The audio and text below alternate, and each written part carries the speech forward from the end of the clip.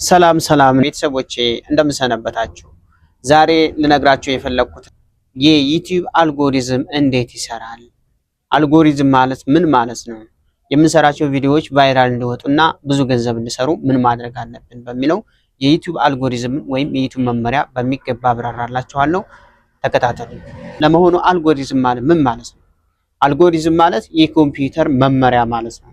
የዩቲዩብ አልጎሪዝም ስንል ደግሞ ዩቲዩብ የሚመራባቸው ቁልፍ መመሪያዎች ማለት ናቸው። እነዚህን 8 አልጎሪዝሞች ተከትለን ቪዲዮ የምንጭን ከሆነ ቪዲዮአችን ለሌሎችም ሪኮመንድ የመሆንና ቫይራል የመውጣት እድሉ እጅግ በጣም ሰፊ ነው። እንዲሁም ሞኔታይዝ የሆኑ የዩቲዩብ ቻናሎች ከፍተኛ ገንዘብ የማግኘት አቅም አላቸው ማለት ነው።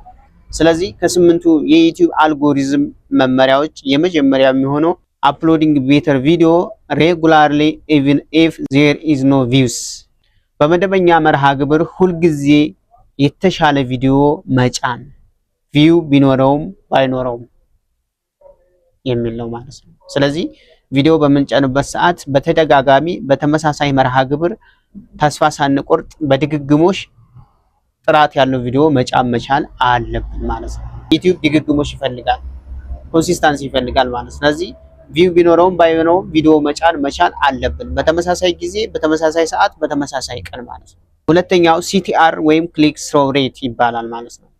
ሁለተኛው ህግ ተምኔልን ይመለከታል። ንኩኝ የሚል የፊት ገጽ መለጠፍ ያስፈልጋል ማለት ነው። አንድ አባባል አለ፣ ሲያዩት ያላማረ ሲበሉት ያቀራል የሚባል አባባል አለ።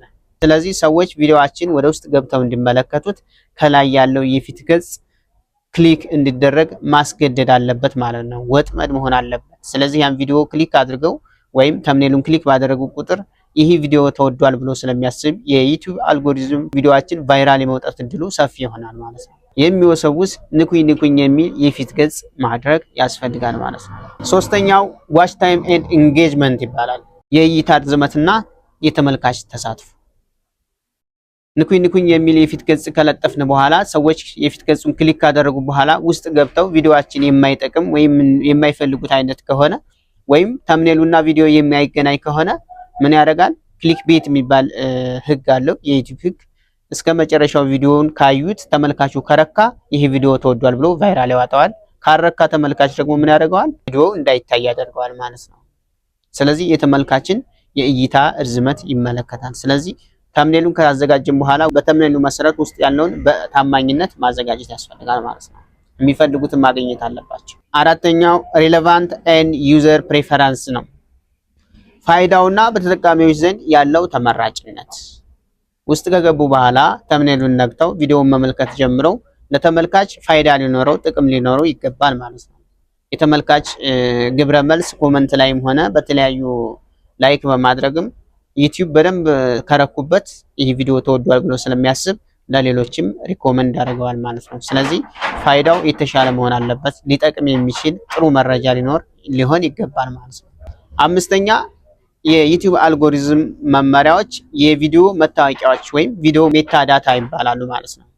የቪዲዮ ሜታ ዳታ የሚባሉት ተምኔል፣ የቪዲዮ ርዕስ ታይትሉ ማለት ነው እና ማብራሪያው ዲስክሪፕሽን፣ ስለ ቪዲዮ ማብራሪያ መግለጫ ማለት ነው እና ኬወርድ ወይም ታግ ስንጽፍ ከቪዲዮዎችን ርዕስ ጋር ተመሳሳይ የሆነ ወይም ከቪዲዮአችን ጋር ተያያዥነት ያለው መሆን አለበት። እንዲሁም በወቅቱ ቫይራል የሆኑ ነገሮችን ቪዲዮዎችን ማካተት ያስፈልጋል ማለት ነው። እነዚህ ነገሮች የቪዲዮ መታወቂያዎች ይባላሉ። እነዚህን ነገሮች በጥንቃቄ መጻፍ ያስፈልጋል። ተምኔሉን፣ ዲስክሪፕሽኑን፣ ታጉን፣ ታይትሉን፣ እነዚህ ነገሮች ቪዲዮአችን በደንብ ሊገልጸውና ሊያጎላው የሚችል ይሆናል ማለት ነው። እነዚህ ማስተካከል ከቻል የዩቲዩብ አልጎሪዝምን አገዝ ነው ማለት ነው። ቪዲዮአችን ለማን መድረስ እንዳለበት ያውቃል። በቀላሉ ለሌሎችም ሪኮመንድ ያደርግልናል ማለት ነው። ስድስተኛው ቪወርስ ፊድባክ ነው። የተመልካች ግብረ መልስ። ተመልካቾቻችን በላይክ ሊሆን ይችላል፣ በኮመንት ሊሆን ይችላል፣ ለሌሎችም ሸር በማድረግ ማጋራት ሊሆን ይችላል።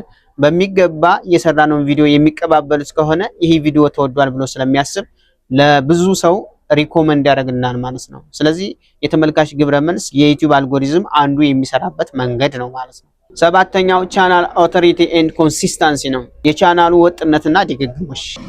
እንደነገርኳችሁ ዩቲዩብ ኮንሲስታንሲ ይፈልጋል። ወጥ የሆነ ቁም ነገረኛ የሆነ ቻናል ይፈልጋል ማለት ነው።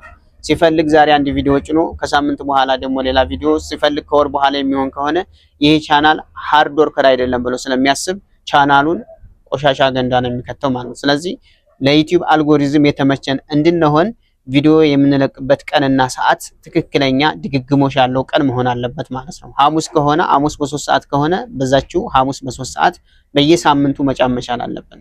ስንፈልግ አርብ፣ ስንፈልግ ቅዳሜ፣ ስንፈልግ ሰኞ እንደተመቸን የምናደርግ ከሆነ ዩቲዩብም ለኛ ቦታ አይሰጠንም ማለት ነው። ስለዚህ ቻናላችሁ ወጥነትና ኮንሲስታንሲ ለዩቲዩብ አልጎሪዝም ትልቁ ቁልፍ ሚና ነው ማለት ነው። 8ኛ ፍሬሽ እና ትሬንድ የሆኑ ቪዲዮዎችን በወቅቱ መጫን ያስፈልጋል። ወቅታዊ የሆኑ ቪዲዮዎችን ወቅቱን የዋጁ ቪዲዮዎችን መጫን ያስፈልጋል። በወቅቱ ወይም በሰሞኑ በጣም መነጋገሪያ የሆኑ ቪዲዮዎችን መሰረት በማድረግ እነሱን የምንጭን ከሆነ ትሬንድ የሆነ ቪዲዮ ቫይራል የመውጣት እድል ስላለው ቪዲዮውን ሪኮመንድ ያደርግልናል ማለት ነው። ስለዚህ እነዚህን 8 የዩቲዩብ አልጎሪዝም መመሪያዎች የምንጠብቅ ከሆነ በዩቲዩብ ስኬታማ የመሆን እድላችን በጣም ሰፊ ይሆናል ማለት ነው። ስለዚህ የዩቲዩብ አልጎሪዝም ይህን ይመስላል። እንድሰራላችሁ የምትፈልጉት ቪዲዮ ካለ በዩቲዩብ ዙሪያ ኮሜንት ስር ጻፉልኝ። ሐሳብ አስተያየት ካላችሁ ኮሜንት ስር ጻፉልኝ። ለሌሎችም ሼር አድርጉ። ይህ ቪዲዮ ጠቃሚ መረጃ ስለሆነ ቪዲዮውን ላይክ አድርጉ፣ ሰብስክራይብ አድርጉ፣ ሼር አድርጉ። ያልገባችሁ ወይም ግር ያላችሁ ጥያቄ ካለ መጠየቅ ትችላላችሁ። በቀጣይ ቪዲዮ እስከምንገናኝ ሰላማችሁ ይብዛ። ሰላም